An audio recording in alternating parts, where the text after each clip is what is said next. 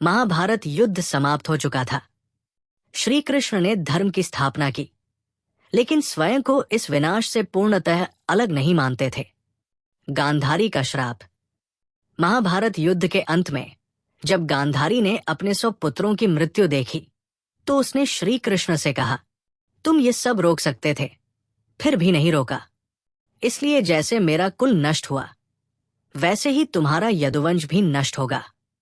श्री कृष्ण मुस्कुराए और बोले, तथास्तु। उन्होंने शाप को सहर्ष स्वीकार किया। ऋषियों का शाप। एक बार यदुवंश के कुछ युवक ऋषियों से मजाक करने लगे। उन्होंने अपने भाई साम को एक महिला का वेश पहनाकर ऋषियों से पूछा, बताइए, इसे क्या संतान होगी? ऋषियों ने अपमान समझा और कहा, ये लड़का एक लोहा उत्पन्न करेगा जो यदुवंश के विनाश का कारण बनेगा। वही हुआ। साम के गर्भ से एक लौ खंभा निकला।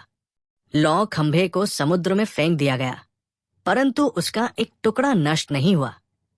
वो एक तीर का अग्रभाग बना।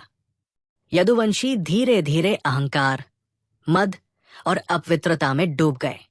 एक दिन प्रभास तीर्थ में तीर्थ स्नान के बाद यदुवंशी आपस में ही मदिरा पीकर झगड़ पड़े और उसी लौ खंभे के टुकड़ों से एक दूसरे की हत्या कर बैठे। पूरे यदुवंश का अंत हो गया।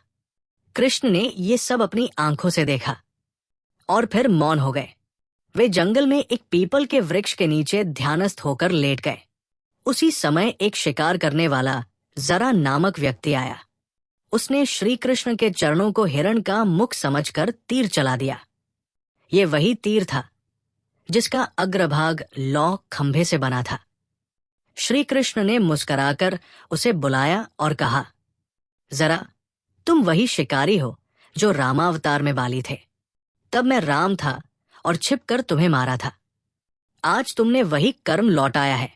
ये समय का न्याय है। फिर श्री कृष्ण ने अपना सार्वभौमिक रूप प्रकट किया और स्वधाम वैकुंठ को प्रस्थान कर गए।